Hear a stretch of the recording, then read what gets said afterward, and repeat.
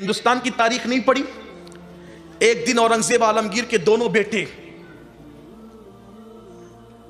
اعظم اور معظم دونوں حافظ قرآن ہو گئے.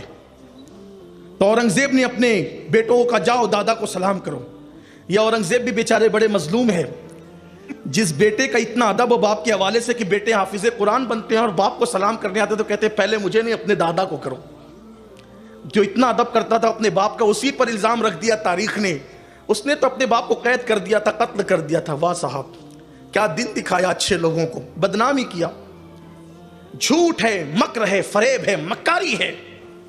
اورنگزیب کا ایک ہی قصور ہے کہ وہ دیندار تھا اسی لیے بدنام کیا, ورنہ اکبر کو اکبر اعظم کہتے ہیں, اکبر دی گریٹ کہتے ہیں.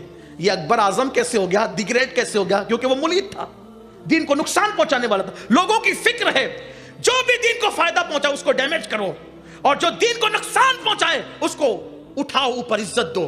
لیکن تاریخ پر کالک پوت سکتے ہو, تاریخ کو مٹا نہیں سکتے. مشک پہ پیرا بٹھا سکتے ہو, مشک کی خوشبو پہ پیرا نہیں بٹھا سکتے. پھول کو قید کر سکتے ہو, پھول کی خوشبو کو قید نہیں کر سکتے. واقعی وہ اورنگزیب تھا جو اپنے ماں باپ کا بڑا فرما بردار وفادار تھا. کچھ سیاسی معاملات ضرور تھے, لیکن اورنگزیب جب خط لکھتا ہے اپنے باپ کو تو کن القابات سے لکھتا ہے؟ اپنے والد شاہ جہاں کو اورنگزیب نے جتنے بھی خطوط لکھے اس میں کا ایک قبلہ عالم, جہاں پناہ, ذل الہی, اعلیٰ حضرت, اس طرح کے القابات اپنے باپ کو لکھتے ہو, اور اسی کو کہا جاتا ہے کہ قید کر دیا تھا, قتل کا. جھوٹ ہے. بڑھاپے میں شاہ جہاں کا ذہن دارا اور مراد مل کر کے کچھ خراب کرتے تھے, بالخصوص دارا, اور اس سے ہندوستان کی حکومت ٹکڑے ٹکڑے ہو رہی تھی. تو اس سے پہلے کہ حکومت دارا کے ہاتھ میں نادانی سے دے دی جاتی, اورنگزیب نے ہندوستان کو ٹکڑے ہونے سے بچانے کے لیے, اکھنڈ بھارت کی مریادہ کو رکھنے کے لیے حکومت اپنے ہاتھ میں لے لی. بس اتنا ہی کیا, اور کیا کیا؟ اگر کوئی شمع لے کر چل رہا ہو, اس کے قدم ڈگمگا جائیں تو اس کے ہاتھ سے اگر شمع لے لینا یہ قصور ہے, تو پھر کیا گر کر کے بجھنے دی جائے شمع کو؟ ہاتھ میں لینے والے کا قصور کیا؟ اس نے تو ڈگمگاتے ہوئے مشعل بردار سے مشعل سنبھال لی اور بجھنے سے بچا لیا, اور اسی پہ الزام ہے باپ کے قتل کا. جھوٹ ہے. بہرحال اب دیکھو کتنا فرما بردار تھا سلطان محی الدین عالمگیر اورنگزیب, اپنے والد کے وہ کتنے فرما بردار. کہا کہ جاؤ بیٹے دادا کو سلام. بچہ ہے, دادا جان سلام علیکم. بیٹے آج عید ہے؟ نہیں دادا, آج ہم نے قرآن حفظ کر لیا ہے.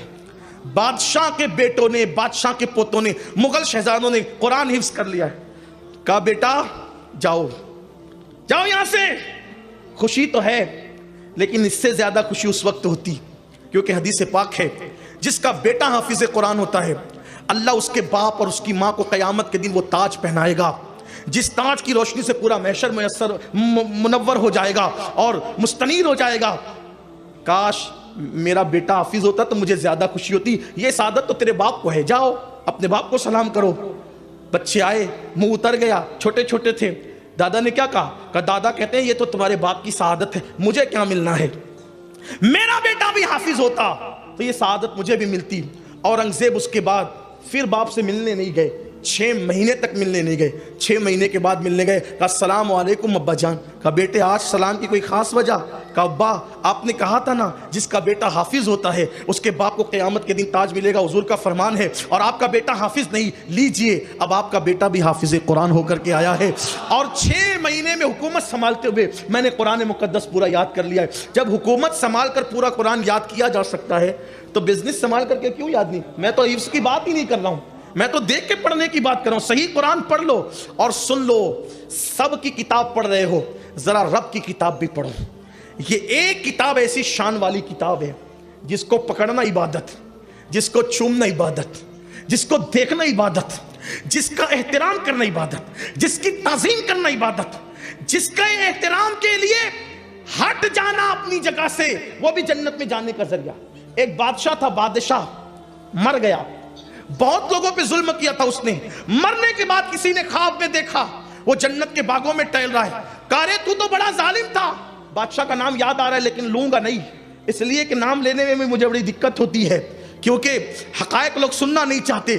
جتنی سن لیتے ہیں وہ بھی چہرے پہ ناگواری کے ساتھ اتنی بول دیتا ہوں, جس کو سننے کے متحمل ہی نہیں, اس لیے نام نہیں لینا چاہتا. تو کہا کہ تو نے تو بڑے ظلم کیے, ہے؟ تو بادشاہ نے کہا ایک دن سفر میں تھا، ایک کمرے میں مجھے ٹھہرایا گیا، اس کی طاق میں پیروں کی طرف قرآن رکھا ہوا تھا اور پورے گھر میں ایک ہی طاق تھا، اس میں قرآن تھا۔ میں نے پیر پھیلائے چارپائی پر، سفر میں تھا، میری نظر پڑی قرآن، پیر سمیٹ لیے، صاحب خانہ کو بلایا اور بلا کر کہا قرآن ہے؟ ہاں قرآن ہے۔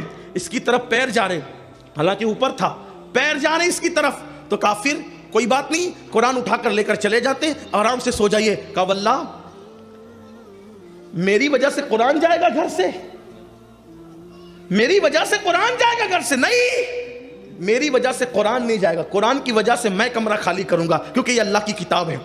قرآن جہاں تھا وہیں رہے گا، میں کمرہ خالی کروں گا۔ اور اس نے خالی کیا، جب مرا تو میرے اللہ کی طرف سے ندا آئی، تو نے میری کتاب کی عزت کی، اسی دن میں نے تیرے سارے گناہوں کو معاف کر دیا۔ یہ اللہ کی کتاب کی قدر کی برکت ہے۔ ڈاکٹر اقبال کہتے ہیں جو قوم قرآن کو تھام لیتی ہے، یہ کتاب وہ ہے کہ اپنے تھامنے والے کو کبھی گرنے نہیں دیتی۔ توجہ کرنا، جس کتاب کا گرنا مسلم امہ کو پسند نہیں، توجہ ہے آپ کی، جملے پر دھیان دیں، جس کتاب کا گرنا مسلمانوں کو پسند نہیں، اس کتاب کو تھامنے والے کا گرنا اللہ کو کیسے پسند آ سکتا ہے؟ پکڑو کتاب کو، تھامو کتاب کو، اللہ کی کتاب کی طرف آؤ۔ اور یہ وہ کتاب ہے جس سے رشتہ جوڑنے والا کبھی ذلیل نہیں ہوتا۔ تو اپنے بچوں کو قاری بناؤ۔